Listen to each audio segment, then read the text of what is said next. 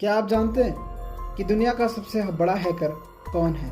वे सब क्या क्या कर चुके हैं जिसकी वजह से दुनिया उन्हें सबसे खतरनाक हैकर मानती है। हाय फ्रेंड, स्वागत है आपका विजयस 3 फैक्ट में, जिसमें हम आपको आज बताएंगे दुनिया के 3 सबसे खतरनाक हैकरों के बारे में। नंबर 3, एड्रियन लामो।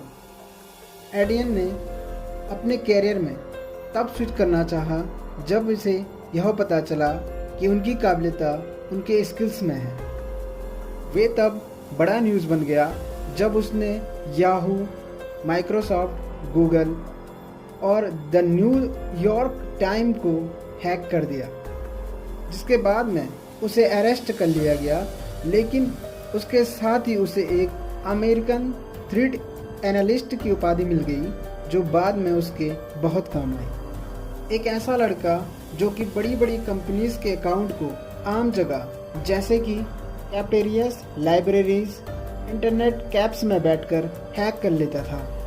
बाद में उसने विकीलीक्स के सस्पेक्ट्स वेटली मैंगनिंग को भी FBI के द्वारा अरेस्ट करवाया, जो मैंगनिंग को कई सस्पेक्ट्स US गवर्नमेंट डॉक्यूमेंट्स को लीक करने के जुर्म में अरेस्ट कर लिया गया था। वहीं एड्रियन लामो फिर से हाइडिंग में चला गया, या आप कह सकते हैं कि वे अंडर कवर में FBI में काम कर रहा है। नंबर 2, अस्त्रा।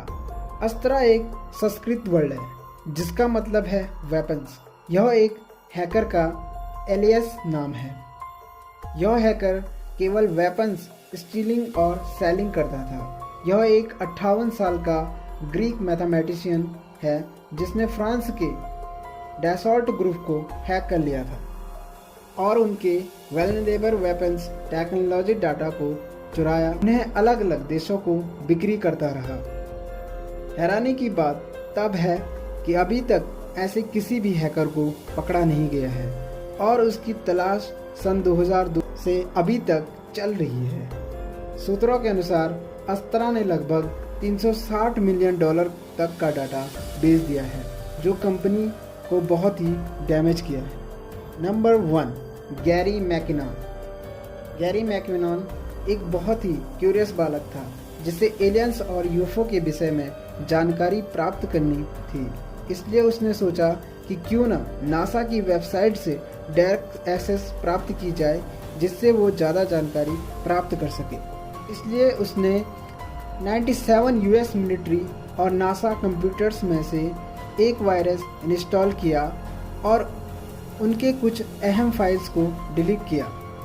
ये सारी चीज़ें वो अपनी क्यूरियोसिटी और सेटिस्फाई करने के लिए कर रहा था, लेकिन इसी क्यूरियोसिटी के चलते उसे बाद में पकड़ लिया गया। गैरी मैकिनन को बहुत ही जल्दी दोषी करार दिया गया क्योंकि उसने मिलिट्री और नासा की वेबसाइट को अपनी गर्लफ्रेंड की आंटी के घर से हैक किया था, वो भी लंदन से। उसने केवल साइट को हैक कर कुछ फाइल्स को डिलीट करना ही ठीक नहीं समझा, बल्कि उसने उन लोगों को ये सूचित करना चाहा कि उनकी वेबसाइट कितनी ख़राब है, जिसके लिए उसे एक नोटिस में वेबसाइट में पोस्ट कर दी थी, जिससे पता चलता है कि मैकिनन कोई आम हैकर नहीं था।